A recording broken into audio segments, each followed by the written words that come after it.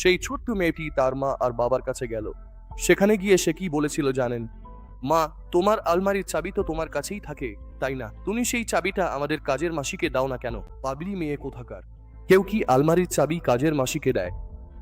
মা, আলমারির সব সোনাগুলো কাজের মাসিকে দিয়ে দাও না কেন? তুই এসব কি বলছিস? লাখ লাখ টাকার সোনা আমরা কাজের মাসিকে কিভাবে দিতে পারি?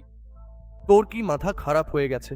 কিছুক্ষণ পর, মা, তুমি যখন অফিসে যাও তখন তো সবসময় একটা ব্যাগ নিয়ে যাও। সেই ব্যাগটা কাজের মাসিকে দিয়ে দাও না কেন? আমি ব্যাগটা কাজের মাসিকে কেন দেব?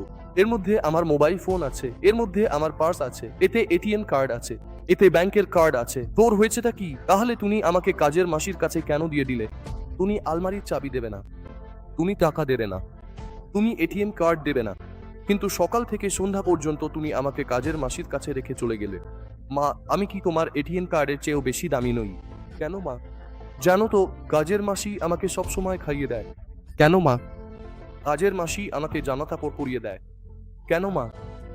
কাজের মাসি তো সব সময় আমার সাথে খেলা করে, তাই না? আচ্ছা, তুমি কি আমাকে জন্ম দিয়েছ, নাকি বাবা আমাকে কাজের মাসির মাধ্যমে পেয়েছে?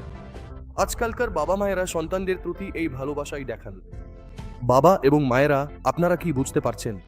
সন্তানদের প্রতি যে ভালোবাসা, স্নেহ বা মমতা দেখানো উচিত, বা তাদের সাথে যে সময় কাটানো দরকার, অথবা তাদের সাথে বসে খাওয়া বা নিজের হাতে তাদের খাইয়ে দেওয়া, আজ তা বিরল হয়ে গেছে।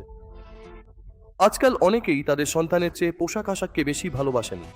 আজকাল অনেকেই তাদের সন্তানের চেয়ে জিনিসপত্র আর গাড়িকে বেশি ভালোবাসেন। আজকাল অনেকেই তাদের সন্তানের চেয়ে আনন্দ ফুর্তি আর ঘুরে বেড়ানোকে বেশি ভালোবাসেন।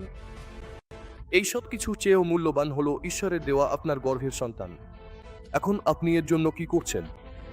এই সব কিছুর চেয়েও মূল্যবান আর শ্রেষ্ঠ হলো বাবা হিসেবে আপনার সন্তানদের প্রতি ভালোবাসা আর মা হিসেবে আপনার সন্তানদের প্রতি স্নেহ। এই রিলটি যদি আপনার ভালো লেগে থাকে তবে একজনের সাথে শেয়ার করুন। আপনার এটি কেমন লেগেছে তা অবশ্যই কমেন্ট করে জানান।